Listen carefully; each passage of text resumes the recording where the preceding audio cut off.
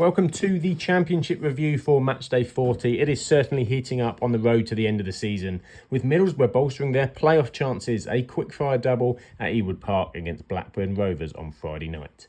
The match was played amid protests from Blackburn fans against the club's ownership, which added tension to the atmosphere. This only got worse after the opening 8 minutes. Tommy Conway opening the scoring within the first 90 seconds, receiving a pass from Kelechi Iheanacho just outside the penalty box. Conway displayed excellent skill. He flicked the ball around Joe Rankin Costello and fired a precise shot past goalkeeper Ainsley Pears, marking his 12th goal of the season, proceeding just 6 minutes later when Samuel Ealing Jr. doubled the lead. Iheanacho involved again, setting up the play. Ealing Jr.'s shot took a deflection off Danny Bath, which left the goalkeeper with no chance. Borough continued to push as Iheanacho was set up beautifully by Bilano Bergzorg, but he missed the target from close range, a chance that could have put Borough 3-0 up early on. Other than second half efforts from Todd Cantwell and Yuki Ihashi, Blackburn rarely threatened Borough's lead as they sank to a 5th consecutive defeat and extended their winless run to 7 games.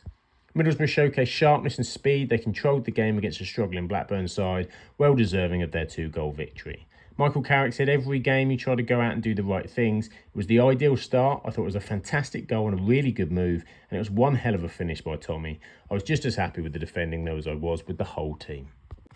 Blackburn have now lost each of their last 5 league games on a downward spiral. It's the first time they've lost 5 in a row in the league since February 2021 under Tony Mowbray.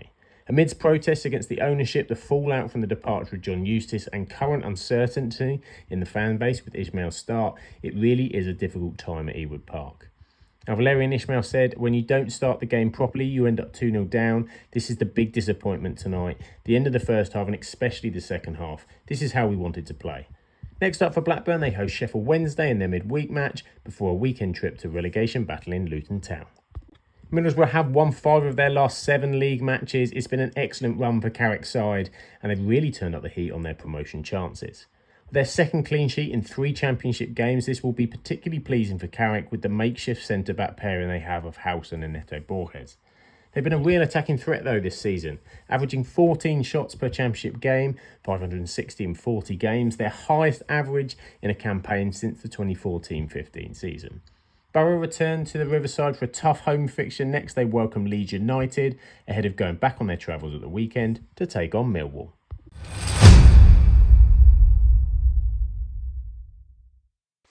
Burnley turned around a goal deficit away at Coventry City as Jadon Anthony's double fired them to the top of the Championship, taking a 2-1 win from the CBS Arena. Hadji's right goal was a controversial one though for Coventry. It came early in the match, just 5 minutes in, when Wright capitalised on a chaotic sequence in Burnley's defence. 2 blocked attempt from Coventry players, the ball fell to Wright who tapped in from close range. However, replay showed that Wright was clearly offside when the ball reached him. The assistant referee did not raise his flag though and the goal stood. Burnley hit back through Anthony with a well-executed team effort that started with Josh Cullen intercepting the ball from Coventry's Brad Collins, who of course was replacing the injured Oliver Dovin between the Coventry posts. Cullen then passed it to Lowell Foster, he flicked it to Anthony. With Coventry's defence caught out of position, Anthony calmly slotted the ball into an empty net, levelling the score at 1-1. His second winner though was a defensive howler. Kitchen and Collins got caught between a header and a clearance. There was some sort of connection, but it was poor. It left the ball loose. Collins was well out of his penalty area and Anthony calmly rolled into the empty net. Following the final whistle, Lampard confronted referee James Bell, expressing frustration over decisions during the match. The exact details are still unclear, but Lampard's action led him to receive a straight red card. Scott Parker said afterwards, a massive result for us. First and foremost, we've come to a really tough place. The stadium was bouncing. We knew the challenge ahead of us, and I thought we were superb. To be set 27 matches unbeaten is something to be really proud of. Coventry had won their last 4 home league matches, but back-to-back defeats against the league's top 2 has seen them drop out of the Championship playoff places. Coventry City now winless in their last 7 league matches against Burnley since a 1-0 victory back in November 2010. Now, Joe Edwards had to step in for the interview with Lampard, obviously his red card. If Frank's received the red card, I'm not entirely what for, to be honest. There's a bit of frustration from everyone in the stadium. It's boiled over and Frank's been punished. The Sky Blues take on Portsmouth at the CBS at the Wednesday kickoff with a Monday night away fixture to follow against Hull City. So Burnley go top of the Championship for the first time since Matchday 2 as their incredible run goes on, capitalising on both Sheffield United and Leeds United slips in the battle for promotion. Burnley have now won 10 of their last 14 away league games against Coventry, winning each of the last 3. It's a happy hunting ground for Burnley in recent times. Jayden Anthony's now scored 6 goals for the Clarets in the Championship so far this season, his best scoring season since he hit 8 in the 21-22 season for Bournemouth. Burnley will take their promotion hopes to relegation-threatened Derby on Tuesday before Friday night under the lights at Turf Moor against Norwich City.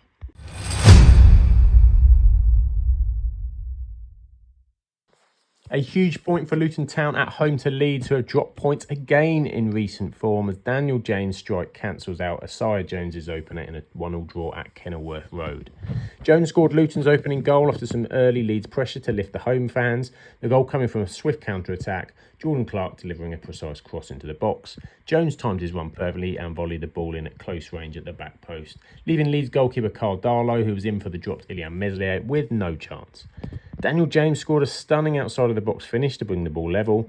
Goal came from a half-clear corner. It fell to James on the edge of the box, skillfully evading a challenge from Elijah Adebayo and unleashing a curling left-foot strike 20 yards out, following the bottom corner for James's 11th goal of the Championship season. Both teams had chances to take the lead, with Leeds' Patrick Bamford and Luton's Thaler Asgard coming close, but goalkeepers Darlow and Thomas Kaminski making crucial saves. Leeds up the tempo in the last 10 minutes, but when James produced a dangerous cross from the right, Solomon couldn't finish a bobbling cross as he fired wide, sliding in, ensuring the game ended 1-1. Matt Bloomfield said that Adebayo was fantastic today, work out of possession, the way he gave us a platform to build. He said as well, Jordan Clark had a little bit of quality at the top end of the pitch and it was a nice finish from Isaiah Jones, but a very good goal. Luton's form paints a very different picture to their position. They have to, and again, performing strong defensively, only broken by that excellent Dan James strike. In March, only Burnley and Sheffield United picked up more Championship points than Luton. They won 3 of their 5 games. That's 4 more than Leeds picked up as Luton continue to show fight.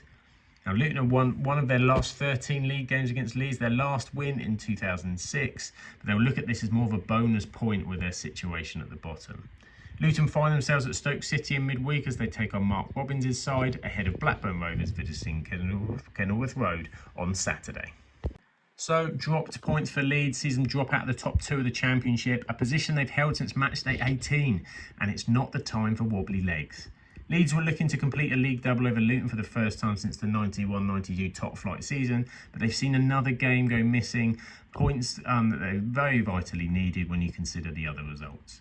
I would like to be in the lead at some point in a away game, said Farker. It would make our lives a bit easier. We can have wishes and dreams. They can't all happen in some periods of the season. So we just have to have reality and dig and grind out. And this was a hard-fought point. Daniel Farker takes his team to Riverside to face Middlesbrough on Wednesday evening ahead of a lunchtime kickoff with Preston on Saturday the 12th.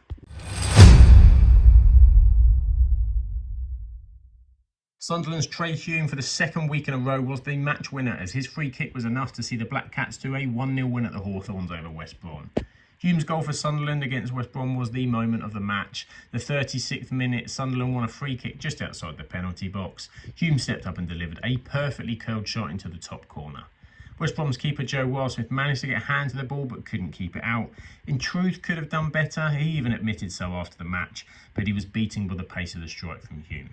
Despite dominating possession and creating numerous opportunities, the Baggies struggled to convert their chances. Carl Bartley and Darryl Dyke came close, but Sunderland's defence held firm. Anthony Patterson, of course the Sunderland goalkeeper, made crucial saves, preserving the lead, including a late header from Bartley.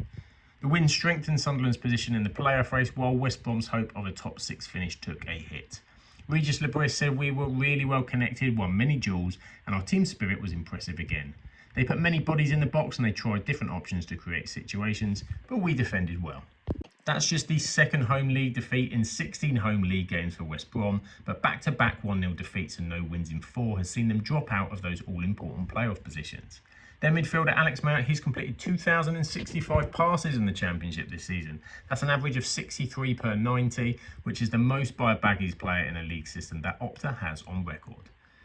Goalkeeper Joe Wildsmith said he admitted he'd made a mistake which cost us a goal when Mowbray was talking to the press and ultimately the game. He said, but that's the job as the goalkeeper. It's frustrating because that becomes the narrative. With the chances we thought we had to put in the back of the net. Now, Tony Mowbray will have Bristol City in his sights next with a key clash with playoff connotations, ahead of hosting Watford at the Hawthorns next weekend. Sunderland have won 21 league games this season, their most in a campaign within the top two tiers of English football since they won 27 back in 2006 and 07. That's 3 away league wins against West Brom in a row as well, for the first time since winning their first 5 there all the way back in 1890 to 1894. It's a credit to Sunderland that their form has been strong in that 4th spot with playoffs secured and promotion too far away, to maintain momentum for what they will need it most when May comes calling. Sunderland are back in action on Tuesday evening away at Norwich City, with a home game then to come with the visit of Swansea City.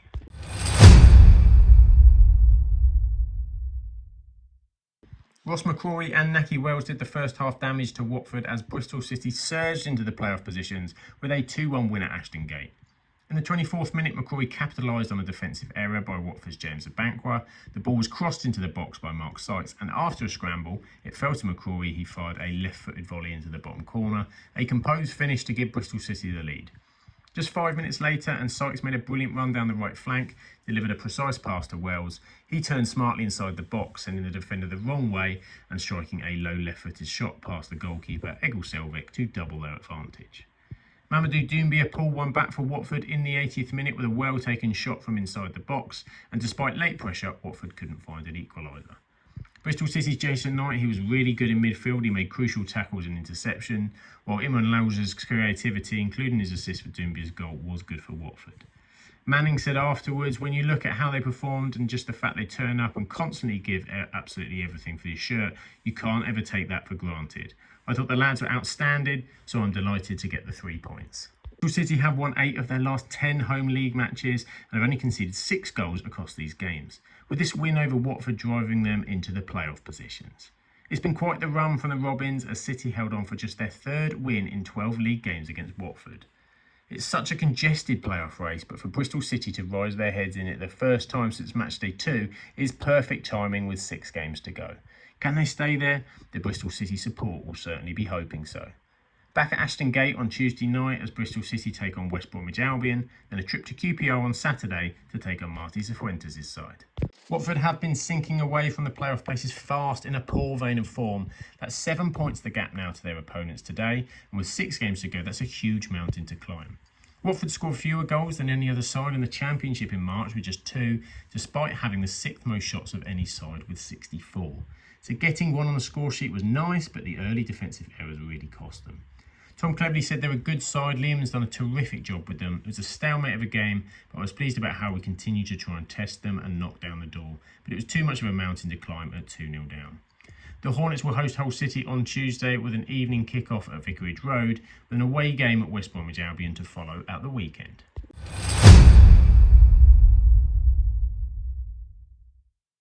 Mihailo Ivanovic scored 2 crucial goals for Millwall in their 2-1 victory over Portsmouth. His 2 headers too much, despite Andre Dozel having brought Pompey level at the Den. The Lions are a constant threat from set pieces, and that's where the opener came from on 57 minutes. Ivanovic connected with a well-delivered cross from George Honeyman. Positioned at the near post, he glanced a precise header into the far corner, which gave Millwall the lead. Dozel scored Portsmouth's equaliser against Millwall in the 80th minute. The goal came after a chaotic sequence in their penalty box with multiple shots blocked by defenders. The ball eventually fell to Dozel, who struck a low-driven shot through a crowded box, through some legs to level for the away side. With just 3 minutes left on the clock though, Ivanovic struck again. Casper De North floating across into the box. Ivanovic rose between the defenders, heading the ball into the bottom corner, securing the win for Millwall. Alex Neil said, although Mihailo got the headline for his goals, I thought the front 2 were the main reason in the second half why we carried the threat we did. I thought they flicked things on, they played together and interlinked, considering these lads have only played together twice.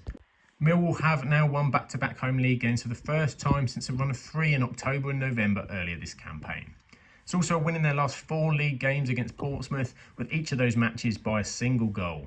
The Lions had previously never won 4 in a row against those opponents. More importantly though, they stay just 6 points off playoffs with a slim chance if they can put an end of season run together. Millwall are back on the road on Tuesday as they travel to a difficult encounter with Sheffield United before they host Michael Carrick's Middlesbrough at the weekend. Portsmouth once again with a failure to pick up points on the road. That's their 14th loss away from Fratton Park in the Championship this season. In fact, this was Portsmouth's first away league visit to Millwall since Boxing Day in 2011. The Lions won that one 1-0 and Pompey again came away with nothing here. John Me Senior said, "I'm incredibly frustrated. It feels like deja vu from 3 weeks ago at Preston. That's the most frustrating thing. After going a goal down, we clicked into gear and started to play really well, which is a frustration anyway." Portsmouth would take on Coventry City at the CBS Arena on Wednesday, with a home fixture to come on the Saturday, with the side also down there in trouble in Derby County.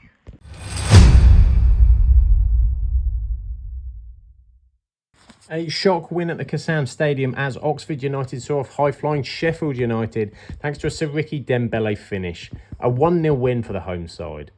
Oxford keeper Jamie Cumming was excellent throughout, making crucial saves early on, including stopping a low drive from Tyrese Campbell and a powerful shot from Ben Brereton Diaz. But Dembele scored his decisive goal in the 38th minute, capitalising on a long throw from Will Vaulks that was helped on by teammates. This was his second goal in 2 consecutive home games, a hugely vital one in the context of Oxford's season. Their defence, though, led by Michael Hellick and Ben Nelson, making several crucial blocks and interceptions denying the Blades.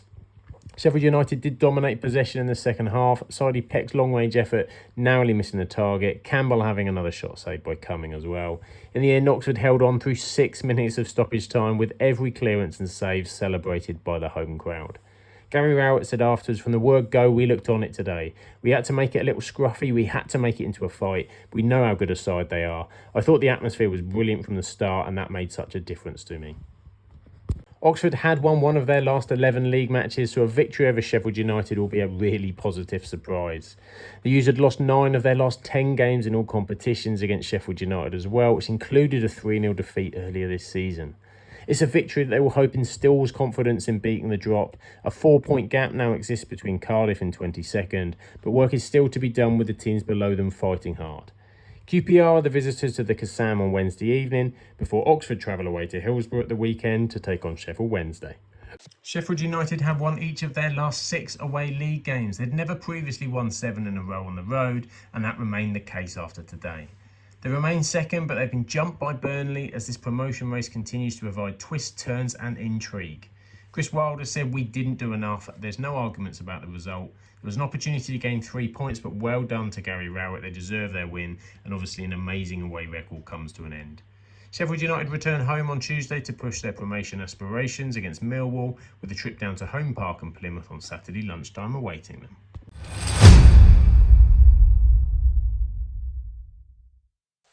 A vital 3 points for Plymouth with a Ryan Hardy double to see off the Canaries. 2-1 at Home Park for the Green Army. Hardy scored the opener against the runner plate in the 24th minute after Norwich had cleared their lines. The ball fell to Plymouth skipper Adam Randall. He lofted it back into the penalty box where Hardy showcased his skills, taking the ball down expertly with his right foot and sweeping it past Norwich goalkeeper Angus Gunn with his left. For his second, it was just 5 minutes later. The ball ricocheted into his path. 3 defenders were on the ground. Hardy calmly collected the ball, picked his spot and fired it into the far corner. Norwich did get a goal back when Callum Fisher delivered a precise cross from the right. He found Sargent at the far post, who controlled the ball well and unleashed a powerful left-footed volley into the net. But Plymouth's defence, led by Nikola Katic and goalkeeper Connor Hazard, held firm despite Norwich's dominance in possession. The win was crucial for Plymouth's fight against relegation, while it dealt a firm blow to Norwich's playoff aspirations. Muslic said afterwards, "The pressure was on anyway. We knew the importance of the game and we also knew our situation. We knew we just had to win. I mentioned in my last speech in the locker room, it's about sacrificing to give it all, and we have a chance." Well, Plymouth were desperate for a win, and that one came just in time at home to Norwich. Teams above them were picking up points as well, and Plymouth were getting cut adrift, but they're going to cut that gap now to 4 points after the weekend. They had lost 5 of their last 6 games against Norwich. They won the other 6-2 at Home Park last season, so that's now back-to-back home victories over the Canaries.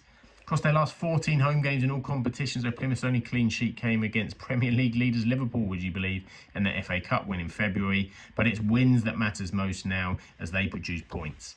Plymouth were at Swansea City for their midweek fixture ahead of welcoming Sheffield United to Home Park on Saturday lunchtime for a difficult clash with games running out.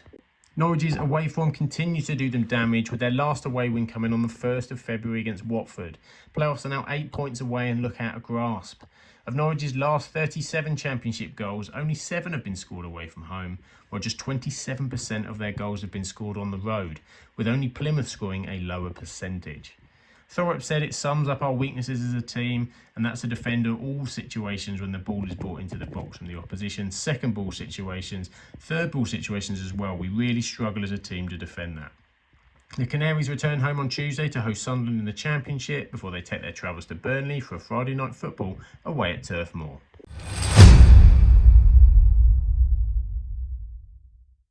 Lewis Baker's penalty was enough for Stoke City to salvage a point as the struggling Potters drew 1-1 at Preston North End. In the 10th minute, Kane Kessler-Hayden scored his first goal for Preston, Sam Greenwood providing a well-timed pass, and Kessler-Hayden's shot from the centre of the box took a deflection trickling into the bottom right-hand corner. It was a moment of fortune, but fortune does favour the brave. Stoke got level, however, 15 minutes from the end. They were awarded a penalty after Liam Lindsay fouled Ali El-Hamadi in the box. Baker stepped up, confidently drilling the ball into the bottom left corner, leaving Preston's keeper no chance. Stoke dominated possession in the second half, creating several chances, but they failed to capitalise beyond the penalty. There was quite a fiery ending to the match after the penalty decision. Neither side could find a winner, which leaves Preston with their 18th draw this season, dropping to 14th, while Stoke dropped to 20th, 2 points from the bottom 3. Paul Heckingbottom said, "You take the point in the end. I don't think it's a penalty. Really soft, so disappointed we haven't got 3, but I don't think the performance deserved 3, so we'll take the point and move on." Preston have gone 13 home league games without defeat now. It's their best unbeaten run at Deepdale since a run of 15 between December 2014 and August 2015. After the FA Cup adventure has come to an end, Preston will want to finish this season in a positive way, considering they only have 1 championship win in 9 matches. They should be safe, but they want a comfortable end to the season, with Heckingbottom then allowed to build for next season. Cardiff City are the visitors at Fort Deepdale in midweek to Preston's next championship game, ahead of a challenging Saturday lunchtime fixture at Ellen Road against Leeds United. Stoke City had lost their last 4 away championship matches. They haven't lost 5 away league games in a row since losing 6 consecutive back in January to March 2013 when they were back in the top flight. Stoke manager Mark Robins is winless in his 13 league meetings against Preston. They're a real tough opponent for him, and that continues. He did say in his press match conference, "I think we were brave. I thought we were the better team throughout the game. Thought we had the first real opportunity with Millie Manoff went through, and they took one too many touches." Stoke are back at home on Tuesday as they host Luton Town, with Cardiff City then away on the horizon as Stoke head to South Wales.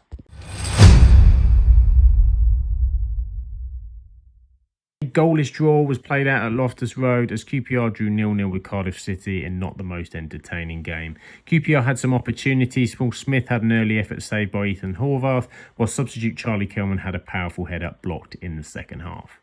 Ruben Colwill came close to breaking the deadlock for Cardiff with a curling free kick that was tipped over the bar by QPR goalkeeper Paul Nardi. In the dying minutes, Jacques Meite's shot from close range was denied by an excellent block from QPR's Sam Field, while Alfie Lloyd's last-ditch effort for QPR sailed narrowly wide. QPR, therefore, extend their winning streak to 7 matches, while Cardiff remain in the relegation zone. Afterwards, Martins Fuentes said the feeling at half-time was that we needed, especially in a game like this with 2 teams not in the best moment of the season, to score the first goal of the game, but not to lose the game. Second half, Cardiff got a bit more energy off the bench. In the end, it's a fair result. QPR had lost 8 of their last 11 league matches. Since the start of this run on the 25th of January, the Hoops have lost more games than any other championship side. So at least it's a point today, even if it was a drab draw. It also marks their first clean sheet since mid-February against Derby, so something positive they can take out of that defensively. Wednesday marks QPR's next match against Oxford at the Kassam Stadium before they host Bristol City at Loftus Road next Saturday. Cardiff remain in that bottom 3 below Derby on goal difference, as each weekend from now on is a nail-biter. That's 3 unbeaten now for Cardiff and every point vital in this relegation fight. It was a difficult game, especially first half. I thought QPR were really aggressive, said manager Omar Ritza. They showed intent to pick up first and second balls well, and we didn't do that too well in the first half. We just didn't quite create those clear-cut opportunities that we needed to finish the game off. Cardiff are back on their travels on Tuesday as they face Preston, with a home match with Stoke City awaiting them next Saturday afternoon.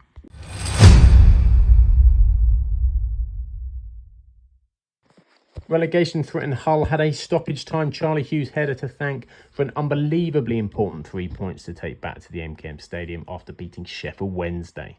The Tigers began on the front foot, but Sean McLaughlin sliced chance following a corner, and Michael Hickway got a telling deflection on Carl Joseph's shot as the Owls managed to stand firm. Best chance of the first half came at the other end as Joseph was teed up 8 yards out, but 19-year-old Wednesday keeper Pierce Charles produced a superb save, clawing his shot away. The goal finally coming in the 94th minute, deep into stoppage time, when Hughes met Lincoln's perfectly delivered free kick with a powerful header. The ball striking the post before finding the back of the net, sealing a crucial 1-0 victory for the Tigers. The goal was celebrated passionately by Hughes and his teammates, a huge boost to their fight against relegation. They did still need Ivor Pandor late on to produce a fine late stop from Dominic Yorfa to retain the lead and put an end to Wednesday's lingering hopes of a playoff place. We knew we'd need to stay in the game, said the boss, if we wanted to get chances. At the end, the boys got that header and 3 points. We've been on the other side, where you lose the game in the final action, and today was a really good feeling.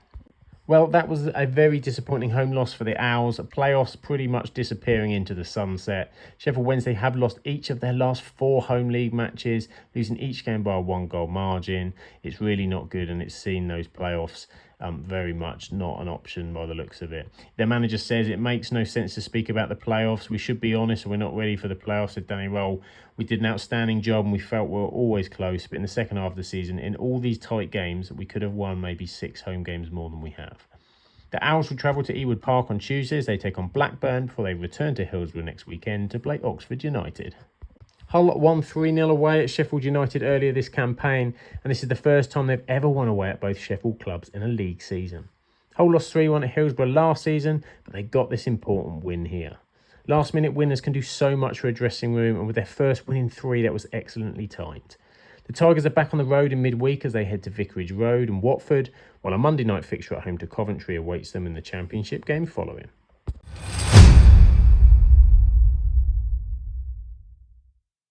Swansea City dented Derby County's winning streak with a 1-0 home victory thanks to Yeon Ji-sung's late goal.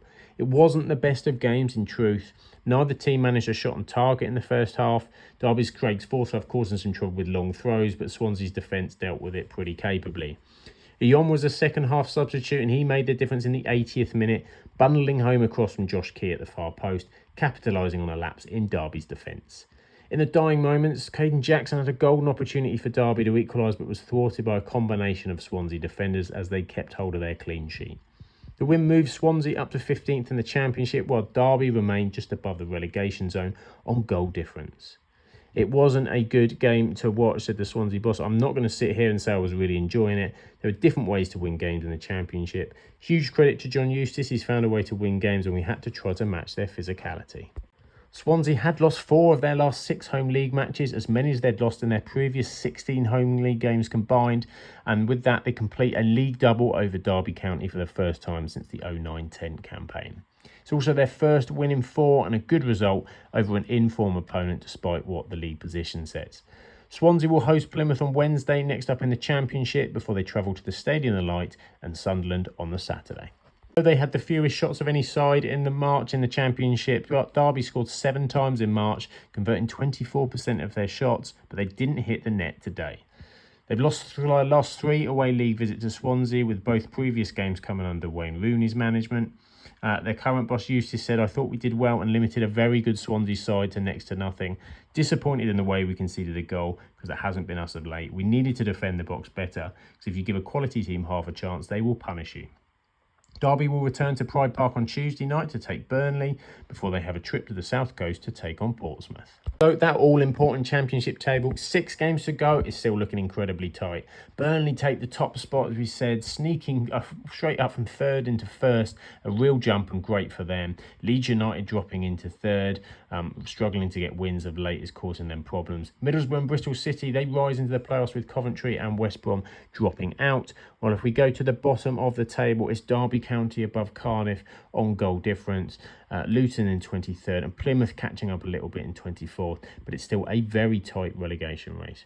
Thanks for watching this Championship review. If you like what I'm doing, please subscribe and like, hit those notifications. We'll be bringing these videos till the end of the season. And also, if there's a podcast that you were looking for EFL, check out the Absolute Football Podcast and their lower league show on a Thursday, covering all things as we head into this important time of the season. But for now, have a great one, enjoy the football, and I'll see you soon.